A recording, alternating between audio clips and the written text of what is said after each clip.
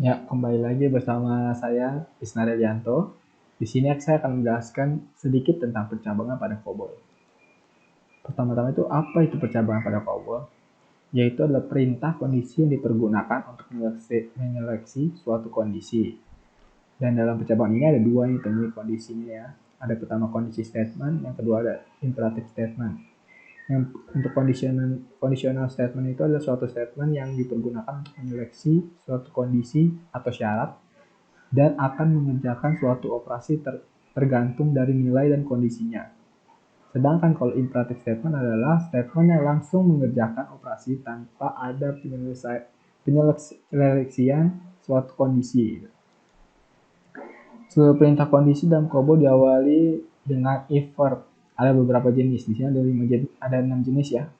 Yang pertama ada kondisi sederhana atau simple condition, yang kedua ada kondisi tanda atau sign condition, yang ketiga ada kondisi kelas atau class condition, yang keempat ada kondisi bercabang, yang kelima ada kondisi dari nama kondisi, yang keenam ada kondisi kompleks atau complex condition.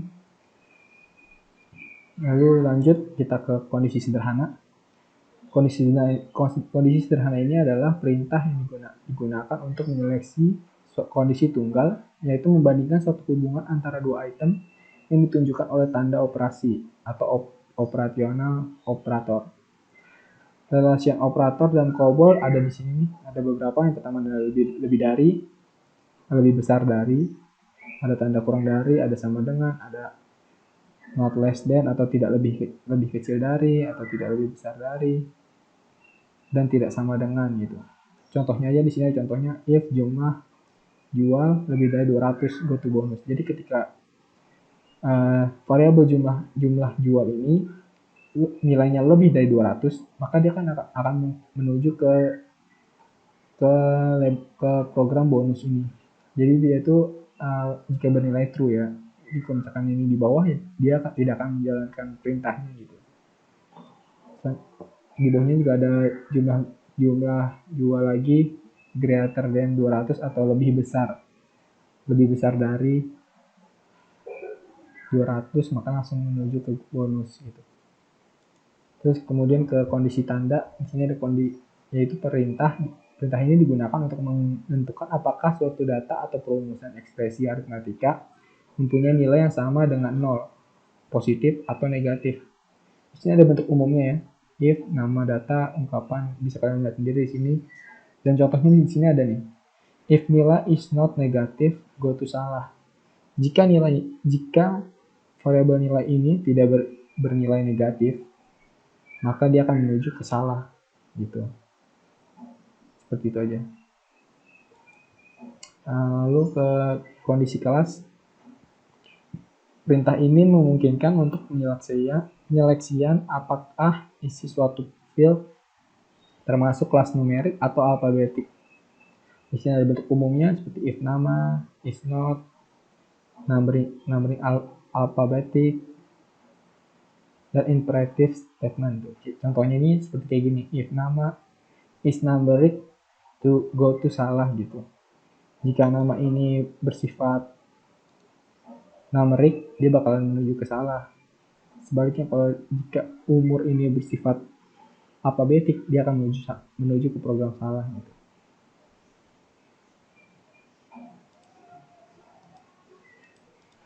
Lalu ke kondisi bercabang, perintah ini memungkinkan untuk penyeleksian bercabang. Bila kondisi terpenuhi, maka akan menjalankan block statement 1. Dan bila tidak terpenuhi, maka menjalankan statement next statement else gitu. Jadi kalau misalkan yang saya bilang tadi, jadi ada if atau else. Jadi pertama itu if. Jadi kalau misalkan kondisi if-nya ini tidak bernilai true atau false, maka dia akan menuju ke else ini, yang untuk menuju ke debit gitu. Jadi kalau misalkan nilai kode ini tidak sama dengan 1, misalkan kode ini nilai 2, kan tidak sama dengan 1 tuh. Maka dia tidak akan menjalankan perintah yang atas ini, dia bakal langsung ke bawah ini. Gitu. Selanjutnya ada kondisi dari nama kondisi gitu. Suatu nama kondisi dimulai dengan level number 88 harus dideklarasikan pada data division. Biasanya ini kalau kondisi yang seperti ini tuh ada dia tuh dideklarasikan di data division gitu. Nanti ada saya contohkannya. Kemudian adalah kondisi kompleks. Di sini ada kondisi, yaitu kondisi kompleks atau kondisi jamak adalah suatu kondisi yang mempunyai lebih dari satu kondisi yang merupakan gabungan dari kondisi tunggal atau sederhana dengan penggunaan operator logika or, and, atau not gitu. Jadi contohnya nih, if A sama dengan 1 or B sama dengan 2, maka dia akan jalankan program. Jadi kayak ada opsi lagi gitu di dalam percabangannya, ada opsi lagi seperti itu. Lalu lanjut ke dalam COBOL itu ada beberapa instruksi ya. Di sini ada 3 instruksi. Yang pertama itu adalah move, yang kedua goto, yang ketiga ada perform ya. Untuk move sendiri yaitu memindahkan data ke suatu item penerima sehingga input data dapat dimanipulasi untuk menghasilkan output. Misalkan ini move di sini saya bilang move variabel string sukses gitu. Itu kemana atau variabel apa. Jadi nilai yang akan dituju ini akan bernilai identifier yang kita kirim tadi gitu. Sedangkan goto ini adalah membentuk loncatan tanpa syarat di mana program akan memproses loncatan secara langsung ke nama paragraf yang dituju gitu. Jadi kalau misalkan dari suatu program misalkan display apa, kemudian dia bakalan langsung bisa kita misalkan dari menu, kita kan kalau misalkan menu itu kan harus mengeluarkan outputnya kan. Jadi kalau misalkan kita pilih nomor 1 itu harus perintah selanjutnya kemana? Pilih nomor 1 itu ya go to nomor 1 gitu, program pada nomor 1 gitu. Kemudian untuk perform ini untuk menjalankan sebuah prosedur gitu.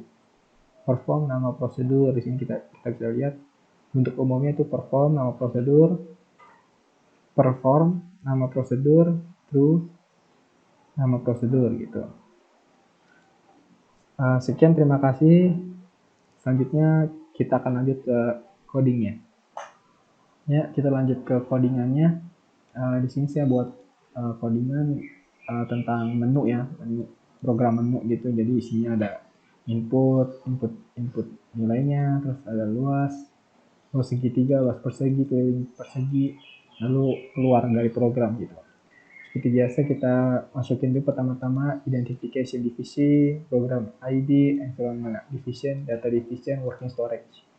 Saya mau mengingatkan lagi ya kalau misalkan untuk buat COBOL ini di Notepad atau di manapun gitu, dipastikan untuk ininya untuk memulai codingan itu kita ada berada di kolom 8 dan di kolom 12 ini. Jadi kalau misalkan kurang ataupun lebih itu terkadang suka error gitu ya. Lalu lanjut aja nih kita ke working storage-nya. Nah, di sini ada saya deklarasiin lagi variabel-variabel ya. Ada alas, tinggi, hasil, fill gitu. Di sini kita pakai pick 9 yaitu untuk perhitungan integer gitu, kayak integer lah. Jadi untuk perhitungan aritmatika bisa gitu. Dan ini dua ini untuk panjang datanya yaitu 2 digit gitu. Jadi cuma sampai bisa puluhan ya, ratusan itu nggak bisa. Lalu sama juga seperti tinggi, datanya sama ya, seperti yang alas. Terus yang untuk hasil ini, pick Z ini untuk menghilangkan 0 di depan gitu. Jadi outputnya nggak ada 0 di depan gitu. Tiganya ini untuk panjang datanya, jadi ada bisa ratusan hasilnya. Kalau fill sendiri sama seperti yang lain.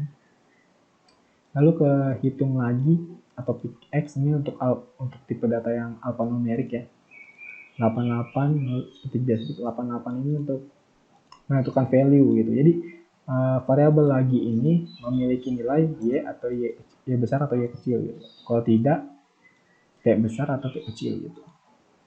Kemudian untuk screen section ini dibuat pertama itu udah hapus layar atau blank screen. Yang kedua ini adalah menu. Jadi saya ini membuat menunya itu bukan di prosedur, tapi langsung di screen sectionnya. Jadi untuk 02 ini level numbernya, sedangkan line 2 kolom 30 ini untuk posisi outputnya nanti.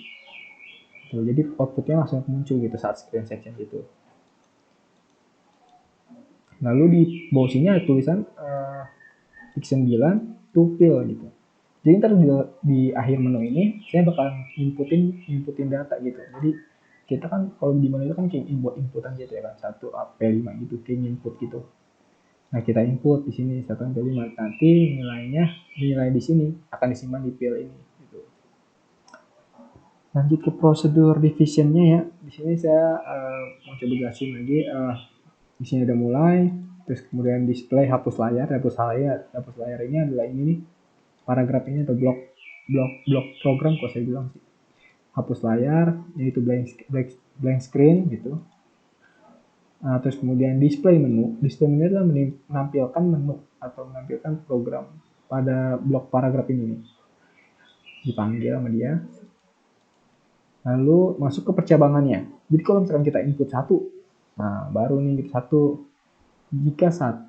jika pilih sama dengan 1, maka dia akan perform data masukan. Dia akan menampilkan data masukan. Data masukannya ini di mana sih? Data masukannya ada di sini.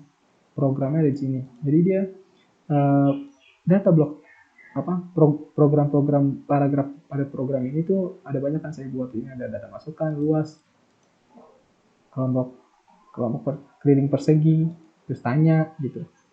Jadi ketika kita sudah nulis di bawah sini dalam blok ini, kita tidak perlu repot-repot ulang lagi ngisi gitu. Jadi kita cuma masukin aja ininya, kita panggil gitu, kita perform data masukan. Nah, di data masukan ini saya buat pertama hapus layar seperti biasa biar layarnya normal bersih lagi. Lalu mencetak ini di posisi yang 4 dan 2 ini ya, seperti yang biasa kita ini lakukan. Lalu inputnya nanti input panjang ini akan dimasukkan ke variabel alas, sedangkan input tinggi atau lebar ini akan dimasukkan ke variabel tinggi ini. Nah, setelah udah input kan, kita input dulu nih. Nah, setelah input kita bakalan lanjut nih ke pilihan 2 nih. Ya kan?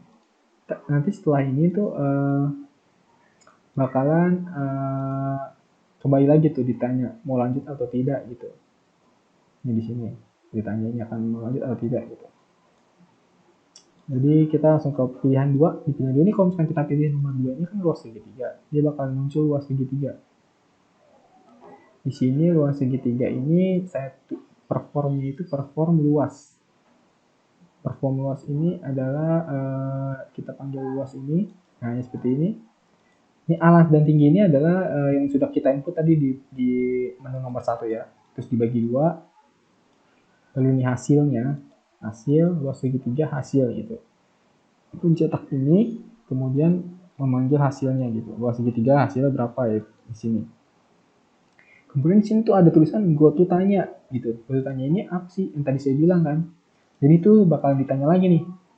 Kita mau lanjut untuk memilih menu lain apa enggak? Kalau kita pilih ya ini kan tadi kan di atas itu kan ada tulisannya bernilainya sama kayak lagi ya. Lagi kalau kita pilihnya y ini. Y ini kan nilainya bakalan jadi lagi. Jika lagi, dia bakalan go to mulai.